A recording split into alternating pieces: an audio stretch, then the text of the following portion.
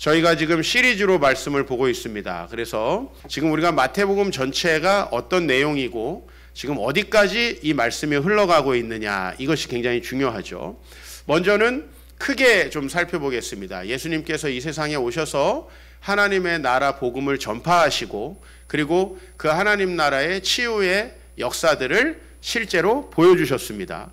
그거에 대해서 한 부류의 사람들은 예수님을 메시아라고 고백하고 따르고, 한 부류의 사람들은 이런저런 핑계를 대면서 예수님을 거부했습니다. 그렇죠? 그리고 이제 우리는 16장에 도달하였습니다. 16장부터는 예수님을 메시아로 고백하는 이들과의 사이에서 여러 갈등이 생기고 있는 것을 우리가 이제 지난주부터 보기 시작했습니다. 그리고 특별히 그 갈등은 무엇으로부터 시작됐냐면, 자, 예수님이 하나님 나라를 가져오는 구원자 메시아라는 것은 믿는다. 근데 그들에게 있어서 하나님 나라가 무엇인가라는 것과 그 다음에 그들이 원하는 하나님 나라는 어떤 방식으로 이루어질까 하는 것. 그죠? 이를테면 여러분들이 교회에 오셨는데 이 교회에서 내가 원하는 것, 그것이 무엇이냐 하고 그것이 어떻게 이루어질 것이냐. 이를테면 여러분들, 저는 직장에 취업이 잘 안 돼가지고 취업을 하기 위해서 교회에 왔습니다. 좋습니다. 나는 또 결혼을 하기 위해서 적절한 사람도 만나고 마음의 양식도 쌓을 겸 왔습니다. 좋습니다. 여러분이 원하는 그것은 하나님 나라의 개념과 가깝습니다. 그러나 정확히 더 포괄적으로 여러분의 모든 문제를 해결할 수 있는 하나님의 나라는 무엇인가라는 것과 그리고 그것이 어떻게 올 것인가라는 거죠. 그건 과연 어떻게 오느냐. 내가 주일날 참석을 하면 오느냐, 아니면 목사님께 기도를 한번 받으면 오느냐, 아니면 오늘처럼 이렇게 학습을 받으면 오느냐, 구체적인 방법이 있을 거 아니에요. 그 방법에 있어서 이제 예수님과 제자들은 차이를 보이기 시작했다라는 거죠. 결정적으로는 무엇이죠? 예수님이 곧 십자가에 달려 죽으실 것이고 부활하실 것이다 라고 하는 그것에 대해서 제자들은 동의할 수가 없었습니다. 다시 좀 우리가 오늘 말씀의 본문이 몇 장입니까? 18장입니다. 근데 예수님께서 자신이 죽으시고 부활할 거라고 말씀하시는 것은 16장, 17장, 19장에 나옵니다. 자, 그러면 오늘 본문이 어디에 있는지 아시겠죠? 예수님과 제자들 사이에 천국에 대한 갈등이 벌어지고 있는 사이에 이 본문이 존재하고 있다라고 하는 사실을 먼저 우리가 기억해야 되고요. 오늘 본문은 예수님의 전체적으로 보면 네 번째 설교집입니다. 예수님은 1장부터 4장까지 마태가 그분의 사역, 탄생과 사역에 대해서 5장부터 7장이 첫 번째 그의 설교, 8장과 9장이 그의 치유 사역들, 10장이 두 번째 설교, 11, 12장이 예수님과 바리새인들 간의 논쟁이 시작되고 13장에 또 다른 세 번째 설교, 그리고 14에서 17장까지 예수님이 이제 제자들과 갈등이 시작되고 있는 지점에서 18장의 설교, 이 설교는 천국은 어떻게 오는가 하는 내용. 천국이 우리가 간다고 하면은 지금 우리의 삶과 상관이 없죠. 이를테면 우리가 천국이 이 땅에 온다면 지금 내 남편, 내 자녀, 나의 여러 가지 부족함, 나의 질병, 나의 경제적인 문제가 다 그대로 있는 채로 천국이 그곳에 온다는 의미고요.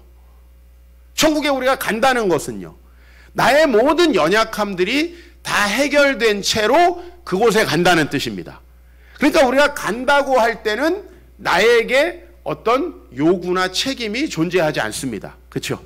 천국에 우리가 간다고 할 때 사후에. 그러나 천국이 우리에게 어떻게 오는가의 차원에서는 우리가 여러 가지 주변의 모든 상황들과 그대로 맞닥뜨린 채로 이 천국에 온다는 거죠. 여전히 내 주변에는 내가 싫어하는 사람들도 존재하고, 여전히 내 배우자는 내 성에 차지 않고, 여전히 내가 하는 이 직장 생활 속에서는 때로는 나를 대적하는 사람들도 존재하고 있는 그 상황 속에 천국이 온다라는 것이죠.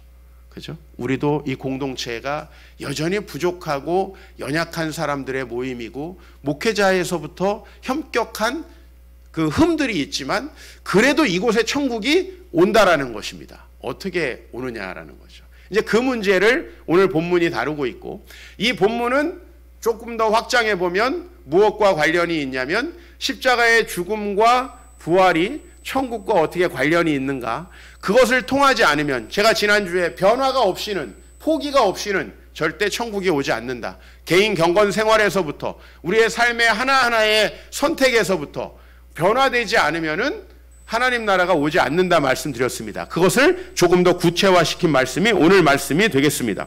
오늘 말씀은 어떻게 시작하고 있냐면 좀 다른 말씀들과 달라요. 지금까지의 설교는 예수님이 어디서 가르치시기 시작했다 이렇게 하면서 일방적으로 말씀을 가르친 걸로 되어 있어요. 근데 오늘 18장 어떻게 시작하죠? 우리 1절 읽어볼까요? 시작. 네, 오늘 좀 다릅니다. 네, 여러분들이 다르다는 걸 알면 재밌어요. 그죠? 근데 알려면 앞에를 알아야 되잖아요. 한번 살펴볼 필요가 있습니다. 5장, 10장, 13장은 어떻게 시작을 하고 있는지. 그럼 오늘 18장은 예수님께 제자들이 나와서 질문을 하면서 말씀이 시작됩니다. 이건 전형적으로 산에 올라가서 제자들을 가르치기 시작했다라는 이런 식의 진술과는 좀 다른 거죠. 오늘 질문에 천국에서 누가 크냐라고 제자들이 이야기를 합니다. 자, 이것은 문자 그대로 예수님, 천국에 가면 누가 더 높은 사람으로 상급을 받을 수 있습니까? 이런 질문이라고 여러분이 생각하신다면 바보예요. 자, 잘 들어보세요. 우리 재현이 여기 없으니까 한번 팝시다. 우리 재현이가 가끔 이런 질문을 합니다. 아빠 언제 나가요? 왓타임을 물어보는 건가요? 예? 나갔으면 좋겠다 라는 얘기를 하는 거예요. 왜요? 지금 뭘 해야 되는데 아빠 때문에 불편해서 못하고 있다 라는 거죠. 그죠? 우리가 이 문자 너머에 오늘 배경 속에서 이 제자들은 천국 누가 크냐 이 말을 하고 있어요. 이들이 생각하는 천국은 뭘까요? 문재인 정부 같은 거예요. 무슨 얘기냐면 예수님 지금 어디로 가고 계시죠?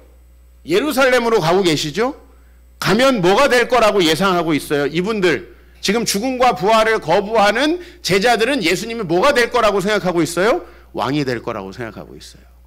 자, 그럼 이 천국은 뭐죠? 정권입니다. 정권. 이들에게는. 그럼 여기 누가 크냐라는 것은 뭐죠? 누가 더 예수님께 지금 공로를 내세우고 있죠?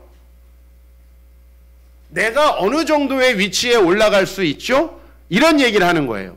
여기에는 지금 치밀한 경쟁과 계산, 서로에 대한 시기와 질투와 그런 것들이 함축되어 있습니다. 지금 어떤 말씀을 하고 있는 중에 지금 16장, 17장, 19장에 무슨 말씀을 하고 있어요? 이제 인자는 예루살렘에 가서 많은 이들에게 잡혀서 고난을 당하고 죽는데 그게 하나님 나라를 이루는 방식이야. 그래서 너희도 나를 따라오지 않으면, 그래서 너희도 자기를 부인하고 자기 십자가를 지고 나를 따라오지 않으면 안 돼. 지금 이 이야기를 하고 있는 거죠.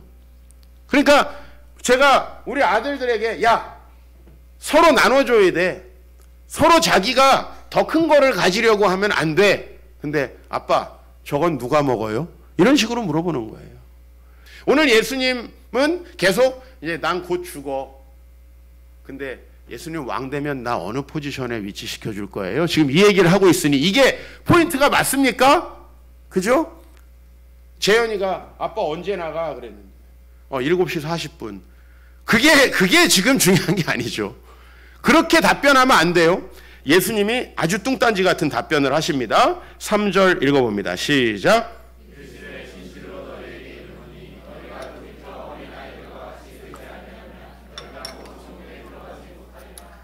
지금 제자들은 자기가 천국에 있어요, 이미.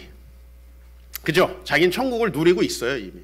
난 천국에 들어갈 자격이 이미 있고 곧 그 천국은 왕국인데 그 왕국이 건설되면 자기는 높은 자리에 있을 거라 생각하고 있어요. 즉 목사는 떡 줄 생각도 안 하는데 성도들은 이미 장로가 됐어요. 지금 이런 식이에요. 근데 오늘 예수님 뭐라 그러냐면 너네 천국에 못 가. 이 말은 다시 말하면 천국에 간다는 얘기는요, 죽어서 천국에 간다는 얘기가 아니고 오늘 여기 천국에 들어간다라는 표현은 구약 성경의 가나안 땅의 축복 가운데 들어간다라는 말을 천국으로 바꾼 거예요. 그래서 이건 뭐냐면 물리적으로는 가나안 땅에 들어가는 거지만 하나님 나라가 온다라는 말이에요. 하나님 나라가 결코 오지 않는다. 너희 그딴 식으로 해가지고는 하나님 나라가 안 온다. 어떻게 돼야 온다? 여기 애를 하나 갖다 놓고 얘처럼 되지 않으면. 여러분 이 말이 이해가 됩니까? 요새는 애들이 왕국이에요. 요새 집에서의 서열, 아이들이 1등, 와이프가 2등, 개가 3등, 그 다음에 아빠가 4등이래요. 이런 얘기를 공공연히 하더라고. 나 미국 가서도 듣고 한국에 와서도 들었어. 여러분 오늘 여기 무슨 얘기를 하냐면 여기에 어린아이는 지금 어린아이와 굉장히 다르다는 겁니다. 지금 어린아이들은 최고 보호의 대상이죠. 그죠? 이 시대는 애랑 어른은 사람 취급을 안 하는 시대예요. 이때는 아마 가장 존중받는 사람이 누구였냐면 바리새 종교인들이에요. 그죠? 바리새인 종교인들. 가장 존경받습니다. 야, 이렇게 되면 천국에 들어갈 수 있어 라는 말이 기대되고 있는 상황에 여기 아무것도 없는 사람들에게 무시받는, 그리고 많은 학자들이 여기 어린아이를 여자애였을 것이라고 이야기를 해요. 여자애는 더 무시받는 거야. 우리나라 불과 50년 100년 전만 해도 안 그랬어요? 여자아이, 무시당하는 아이. 근데 그 아이를 세워다 놓고 너희가 이렇게 되지 않으면 천국에서 넘버 2, 3가 아니라 못 가 라고 이야기를 하는 거죠. 그럼 우리가 얼마나 이게 지금 간극이 있어요. 제자들이 생각하는 천국과 이들이 생각하는 천국이 얼마나 간극이 있어요. 천국에 오겠어요? 오겠어요? 안 오겠어요? 아예 바라보고 있는 게 다른데. 두 번째, 또 이들이 지금 천국에 가려면은 얼마나 공로를 내세우고 내가 넘버 3냐 2냐 경쟁해가지고 위로 올라가야 된다고 생각하고 있어요. 이거 천국의 방식이에요? 지옥의 방식이에요? 이거 지옥의 방식이에요. 이 세상의 방식이에요. 상대방이 뭐 하나 잘못하면 붙잡아가지고 끌어내려야 되는 게 그 방식이에요. 그래서 실제로 이 앞뒤에 읽어보면 제자들 사이에 얼마나 시기 질투가 있는지 모릅니다. 예수님은 죽는다고 하고 너희들도 자기를 부인하고 나를 따라오라고 하는데, 아마 이 현대 교회 여기서는 천국을 얘기하는데 여기서는 싸움질하고 여기서는 천국을 얘기하는데 거봐 당신 들으라고 하는 말씀이잖아. 이렇게 얘기하는 사람들과 똑같아요. 천국이 절대 올 수 없다. 자, 이런 심각한 문제의식을 오늘 가지고 예수님께서 오늘 말씀을 하고 계십니다. 여러분, 어린아이와 같이 된다는 것이 무엇입니까? 나는 아무 의지할 수 있는 게 없습니다. 나는 아무것도 한 게 없습니다. 나는 부족하고 연약하고 주님이 오로지 나를 도와주시고 사랑해 주시고 나를 받아주셔야만 나는 이 세상을 살아갈 수 있습니다. 철저하게 주님에게 의존적인 사람을 얘기하는 거죠. 그런 의존적인 사람은 예수님이 너희 십자가를 지고 자기를 부인하고 나를 쫓으라고 할 때 당연히 그 말씀이 맞죠 하고 쫓겠죠. 그러나 제자들은 뭐라고 생각하고 있어요? 그동안에 하나님의 나라는 그런 게 아니라고 수도 없이 가르쳐도 안 변해요. 그래서 내가 예수님께 무지 위안을 얻어요. 난 성도님들이 천국에 대해서 오해해도 예수님 제자들도 그랬는데 하면서 얼마나 내가 속이 편한지 몰라. 예수님은 지금 내가 죽는다, 너희도 죽어야 천국이 온다라고 얘기하고 있는데 예수님 왕국 언제 세우시죠? 그때 누가 넘버원입니까? 여러분 이렇게 얘기를 하고 있으니 천국이 어떻게 오냐는 거죠. 어떻게 오느냐는 거죠. 자, 그래서 오늘 이 질문에 덧붙여서 새로운 질문으로 또 다른 가르침이 시작됩니다. 베드로의 질문입니다. 18장 21절. 이렇게 베드로가 질문합니다. 같이 읽어봅시다. 시작.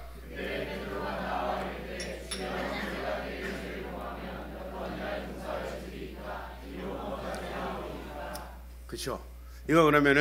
이거는 정말 문자 그대로 예수님, 만약에 다른 사람이 나한테 잘못하면 나 몇 번까지 용서해야 되나요? 이렇게 질문한 것 같아요?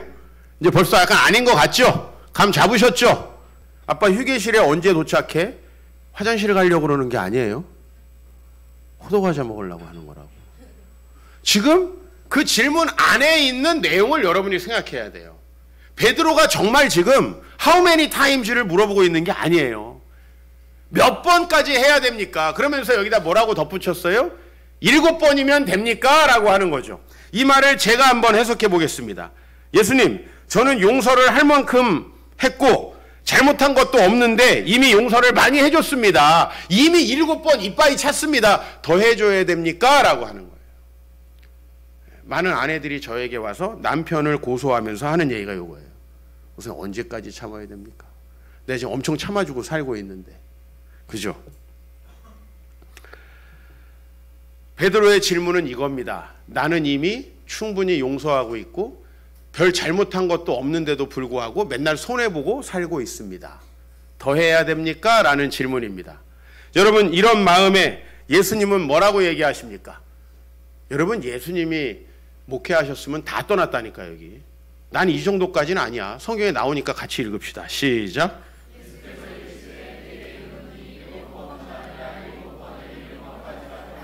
야, 이게 7번에서 490번 됐네. 아, 이건 뭐예요? 네가 지금 한 건 용서도 아니다. 택도 없다. 하는 얘기죠. 예수님도 물론 490번을 이야기하는 것이 아닙니다. 그러면 예수님은 계속해라는 말일까요? 네, 그게 아니에요. 오늘 예수님이 이 말씀이 무슨 말인지, 그렇죠? 오늘 예수님은 요 정도인 것 같아요. 너가 할 만큼 했다고 생각하고 있구나.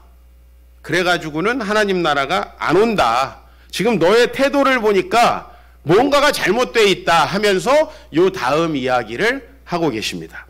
요 다음 이야기는 우리에게 있어서 굉장히 중요한 계산법의 차이를 주는 겁니다. 천국은 마치 뭐와 같다? 같이 읽어봅시다. 시작.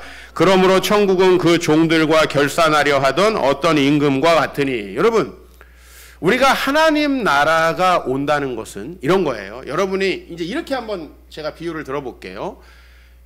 부부가 자녀 2명이 이렇게 4가족이 사는 집에 시아버지께서 사시기로 하고 오셨어요.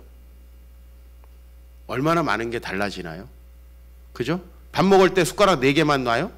안 되죠? 5개 놔야 되죠? 우리가 먹은 다음에 아버지 차려 드셔요 하고 나가면 돼요?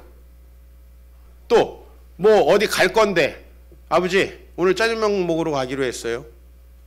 가서 드시든지 아니면 드시기 싫으면 집에서 찌개 남은 거 드시든지 그렇게 합니까? 위에 어른이 집안에 들어오시면 모든 게 달라집니다. 그죠? 우리 가정이 천국이 된다는 건 뭐냐면 계산법이 달라지는 거예요. 아이나 개가 우선이 되는 게 아니에요. 그 하나님이 진짜 여기 계신 것처럼 그분의 의사와 그분의 뜻이 이 안에서 존중되어야 그게 하나님 나라가 되는 거죠. 그죠? 우리가 얼마나 하나님이 없는 계산법을 따르고 있는가. 그러니까 남편이고 아내고 그렇게 서로를 무시하는 거예요. 아이가 왕이 되는 거예요. 심지어는 애완견이 왕이 되는 거예요. 그런 세상이 지금 오고 있는 거예요. 여러분이 우리 가정에 주님 임재하길 원합니다. 그리고 정말 차라리 나는 옛날 제사 드릴 때처럼 옛날 제사 드릴 때 어떻게 해요? 진짜 조상이 와서 먹도록 숟가락도 꽂아놓죠. 아니 난 그렇게라도 해야 될 판이야. 왜냐하면 안 보인다고 주님을 너무 무시하는 것 같아요. 우리 삶에 과연 하나님이라는 요소가 계산되고 있느냐? 천국은 그 종들과 결산하려 하던 어떤 임금과 같으니 기가 막힌 비유를 듭니다. 오늘 이 비유의 뒷부분을 먼저 살펴보겠습니다. 28절. 한 종이 있습니다. 어떤 종이 있는데 왜냐하면 임금이 있으면 나머지는 다 뭐예요? 다 종이지. 여기 임금은 한 분이 계시고 우린 다 종인 거예요. 근데 그 중에 어떤 한 종이 나가서 자기가 100데나리온을 빌려준 사람이 있어요. 100데나리온은 사람이 충분히 갚을 수 있습니다. 요새로 말하면 3달치 월급 정도 된다고 보면 돼요. 이건 우리가 충분히 일하면 갚을 수 있는 돈입니다. 근데 그 사람을 만나서 당신 빚을 갚아라 말이지. 법적으로 문제 있나요? 그 동료가 엎드려 간구하여 이르되 나에게 참아주소서 갚으리이다. 뭐 법을 하시는 분들은 목을 잡고 요건 법에 걸린다 이렇게 얘기할 수 있을 것 같아요. 목을 잡고 목은 잡으면 안 된다. 그렇게 보시면 안 되겠죠. 지금 여기에 이 이야기 자체에 문제가 없어요. 빚을 못 갚고 있어요. 그래서 참아달라고 내가 갚을 거라고 호소했는데 그렇게 허락해 주지 않기로 했어요. 이것은 명백히 체주의 권한입니다. 그렇죠? 누가 나에게 잘못했을 때 그걸 용서해 주고 안 하고는 나의 권한입니다. 그렇죠? 누군가 나에게 빚을 졌는데 안 갚아도 돼. 이건 저의 권한입니다. 누가 나에게 말실수를 했는데 목사님 죄송합니다. 괜찮아. 이건 저의 권한입니다. 그렇죠? 아무 문제가 없어요. 대신 허락해 주지 않는 것도 저의 권한이겠죠. 목사님 죄송합니다. 됐어. 안 받아. 이것도 저의 권한이에요. 그렇죠? 빚을 빌렸는데 날짜가 됐어요. 안 갚아.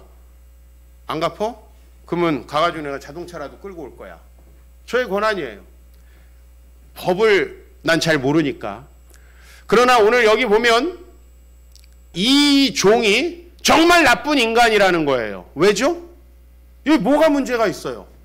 오늘 이 말씀의 결론은 이 종은 감옥에 영구히 가둬야 되는 놈이라는 거예요. 왜요?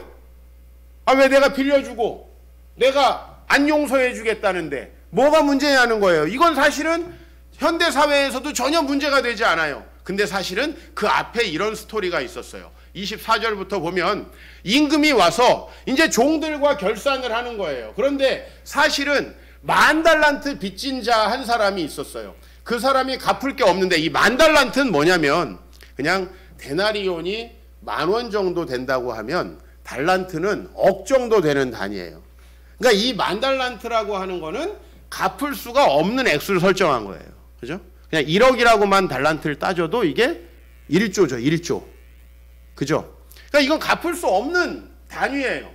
그렇게 갚을 수 없어서 야, 너 임마 왜 못 갚냐? 니도 팔고 임마 마누라도 팔고 자식도 팔고 다 팔어. 그냥 집에 강아지까지 다 팔어. 얼마나 가혹해요. 근데 이거 문제 있어요? 자, 다 팔으라고 했는데 뭐라고 그러죠? 종이 엎드려서 참아주시면 갚겠습니다 했더니 주인이 기한만 연장해 준 게 아니라 그 빚을 다 탕감해 줬습니다. 자, 이 스토리의 뒤에 10,000달란트를 탕감받은 그 종이 나가서 100데나리온 안 갚은 놈을 잡아가지고 족친다면 이거 어떻게 되겠어요? 여러분이 임금이라면 어떻게 하겠습니까? 이게 바로 우리가 지금 하고 있는 삶의 방식이라는 겁니다. 오늘 이 말씀을 하는 거예요. 여러분은 스스로가 늘 뭐라고 생각하고 사냐면 나는 100데나리온 탕감해 준 사람이에요 라고 생각하고 살아요. 나는 다른 사람 이렇게 돈 빌려주고 안 갚았고, 나는 우리 남편 이렇게 시원찮은데 내가 살아줬고, 우리 와이프 이런 성격도 내가 참아줬고, 내가 이런 말도 듣고 참았고, 내가 회사에 가가지고 상사가 이렇게 나를 모욕했는데도 참아줬어. 예수님, 내가 몇 번이나 용서해야 됩니까? 언제까지 용서해야 됩니까? 목사님 맨날 용서하라고 하는데 그리스도인이면 맨날 그렇게 용서하고 참고 그러라는 겁니까? 예수님 7번을 70번까지 하라. 이거 죽으라는 얘기지. 이게 맞는 말입니까? 지금 그렇게 번수를 따지고 있는 게 아닙니다. 오늘 여기에서 예수님은 전혀 다른 겁니다. 더 해야지. 야, 좀 더 참아. 좀 더 인내해. 이게 아니에요. 여러분이요. 지금 참을 수 없는 거 참고 있으면 어떤 일이 벌어지는지 아시죠? 어떻게 되죠? 이거 핵폭발 일어나죠? 여러분 와이프한테 지금 한 3번 잘못했는데 지금 와이프가 참고 있다. 이거 어떻게 돼 이거? 이거 핵폭발 일어나지? 그 4번 곱하기. 그 다음에 이제 이게 그냥 곱하기가 아니라 2의 4승이 돼. 이렇게. 이게 곱하기 4가 아니라 4승. 거의 분노는 이런 식으로 간다고. 그래서 차라리 그냥 그때 말하는 게 차라리 나. 이런 종류의 참는 걸 기독교라고 생각하면 안 돼요. 제가 여러분 때문에 계속 화가 나는데 참다가 그러면은 폭발합니다. 예? 아이들한테도 마찬가지죠. 그죠? 회초리 한 대 맞을 거 참다가 한 20대 막 죽도록 때리잖아요. 그죠? 그리고 안 때리고 참으면 암 걸리든지. 여러분 참는 게 그게 문제가 아니라는 거예요. 예수님은 뭐라고 하냐면 너는 참을 자격도 안 된다고 얘기를 하고 있는 거예요. 네가 뭘 참아? 네가 뭘 용서한다는 거야? 야, 너 10,000달란트 받아가지고 다 탕감받은 사람인데 100데나리온을 용서해 주지 못해서 그놈을 옥에 가도? 여러분, 우리가 1억 탕감받았는데 100만 원 탕감하라 그러면 해줘요, 안 해줘요? 해주죠. 계산이 딱 나오지 뭐 1억 탕감해 줬는데 기분이다. 100만 원. 오케이. 이게 사람으로서 기본적인 거예요. 근데 우리는 우리는 천국이라는 게 임했을 때 뭐냐면 바로 그 예수 그리스도의 죽음이라는 10,000달란트보다도 훨씬 더한 그 큰 은혜가 우리에게 이미 있었다는 겁니다. 하나님이 나에게 모든 것을 주시고 지금 내 모든 재산을 주셨다는 거예요. 그거에 비하면 내가 하나님 앞에 11조를 드리는 게 많습니까? 이거는 믿음의 문제예요. 그걸 다 하나님께서 주셨다고 생각하면 이건 많은 액수가 아니에요. 근데 내가 생돈을 벌었다. 이거 못 주죠. 그렇죠? 여러분 다른 사람에게 여러분들이 아무 잘못한 게 없는데 여러분은 하나도 용서받은 게 없는데 맨날 용서해라. 이건 문제가 되죠. 그러나 나도 계산해 보니까 그것이 나의 무지였든지 그것이 나의 진짜 잘못된 의도였든지 상관없이 수도 없는 잘못을 해왔더라는 거예요. 여러분 우리가 부모님에게 받은 걸 생각하니까 그게 도저히 참을 수 없는 죄인 거예요. 얼마나 많은 걸 받고 지금까지 왔습니까? 우리가 적어도 25살 정도가 될 때까지 얼마나 많은 걸 받고 이 사회의 혜택을 누리며 왔습니까? 우리 대한민국이 여기에 오기까지 많은 선배들이 해놓은 걸 우리가 얼마나 많이 누리면서 왔습니까? 근데 우리가 딱 성인이 되잖아요. 돈을 벌기 시작하잖아요. 마치 지금까지 자기는 하나도 도와준 사람이 없이 박사로 태어난 것 같아. 아무 도움도 안 받고 나는 이미 직장인으로 태어난 것 같아. 한 푼 주는 것도 아까워요. 이게 왜 그러냐면 계산법이 잘못해서 그렇다. 다른 사람이 하나만 잘못해도 못 참습니다. 왜요? 계산법이. 여러분이 적어도 하나님을 믿는다면 제가 아까 말씀드렸죠? 집에 시아버지만 모신다고 해도 계산법이 달라져야 합니다. 내 삶에 하나님이 오셨다면 계산법이 현저히 달라져야 합니다. 그렇죠? 근데 이 계산법이 달라지는 것이 얼마나 놀라운 축복을 가져오느냐. 오늘 이 18장의 말씀은 우리가 그렇게 겸손하게 하나님 말씀을 따라서 주변 사람들을 용서하기 시작하면 천국에 온다는 거예요. 가정에 천국에 온다는 거예요. 근데 여러분들은 날선 논리를 가지고 저에게 찾아옵니다. 목사님, 제가 결혼하고 이렇게 참았는데 우리 와이프는 계속 이럽니다. 제가 이렇게 했는데 우리 남편은 계속 이럽니다. 내가 우리 애한테 얼마나 했는 줄 아세요? 그래서 성경은 애한테 체벌하라고 하지 너무 잘해주라고 하지 않아. 왜 간이고 쓸개고 다 빼준 다음에 욕먹고 주님께 와서 우리 자식을 하소연하냐고. 그렇게 버릇없이 키우고 성경대로 키우고 그리고 그 자녀에게 뭘 바라면 안 돼요. 그들이 하나님 앞에서 잘 되는 것만 바라면 돼요. 근데 우리는요 이미 베드로와 같은 마음으로 와요. 예수님 몇 번까지 용서해야 됩니까? 아니 목사님 제가 얼마나 더 참아야 되는지 좀 여쭤보려고요. 이거 무슨 얘기죠? 이미 폭발 직전이라는 거지. 이미 폭발 직전이라는 거지. 에? 왜 항상 폭탄이 돼가지고 오시냐고. 왜 항상 주님께 나올 때 목사님 나 언제까지 내 직장 참아야 돼요 내가. 폭탄이 우리는. 자 우리가 이 종의 이 이야기 오늘 여러분이 스크린에 보이고 있는 이 이야기만이 우리가 알고 있는 전부라면 우리는 화내는 게 당연합니다.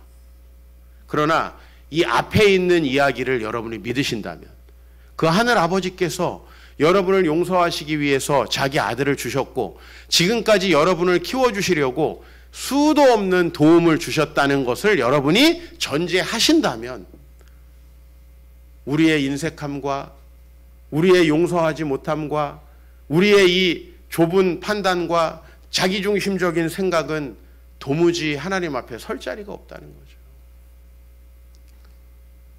우리는 항상 폭탄이 되어서 다른 사람에게 갑니다. 건드리면 폭발할까 봐 요새는 안 건드려야 돼. 그지? 가뜩이나 폭발하려고 하는데 야 취직 언제 하냐? 폭발! 에? 가뜩이나 폭발하려고 하는데 남편 요새 폭발! 우리 왜 다 폭탄이 돼 있나요? 왜 건들면 눈물부터 나오고 왜 건들면 폭탄이 돼 있나요? 여러분 그거 목사에게 가져오는 거는 그나마 나요. 난 이해합니다. 그럼 주위에 있는 사람들 그거 이해 못합니다. 그래서 천국이 안 오는 거예요, 여러분. 내 삶에 하나님이 분명히 천국이 올 수 있다고 약속하고 계십니다.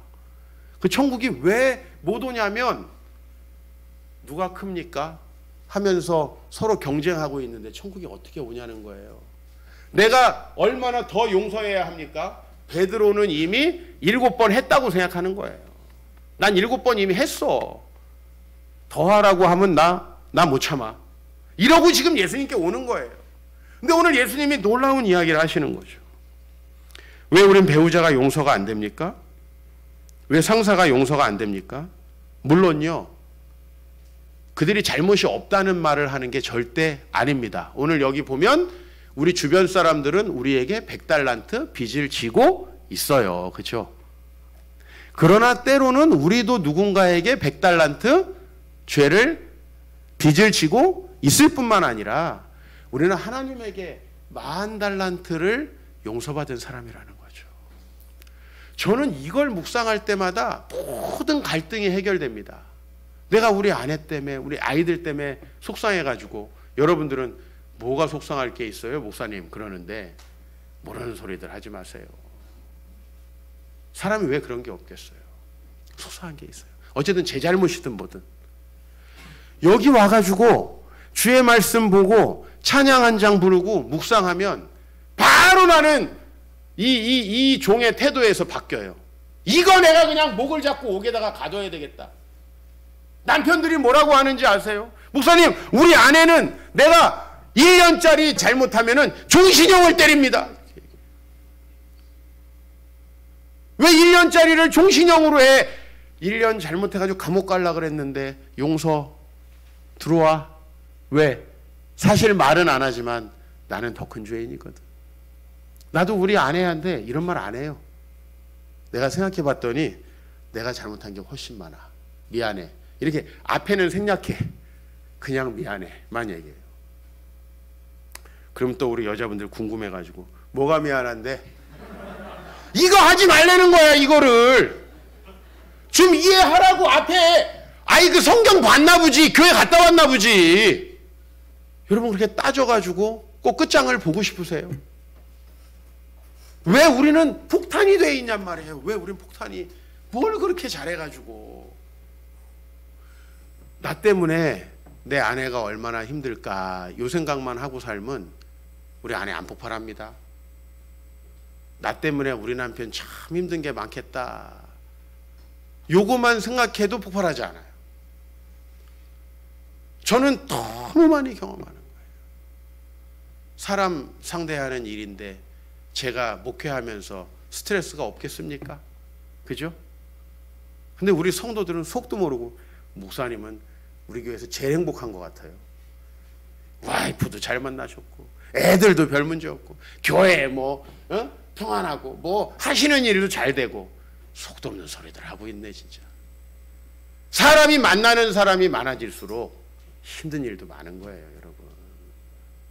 알려지고 싶지 않아요.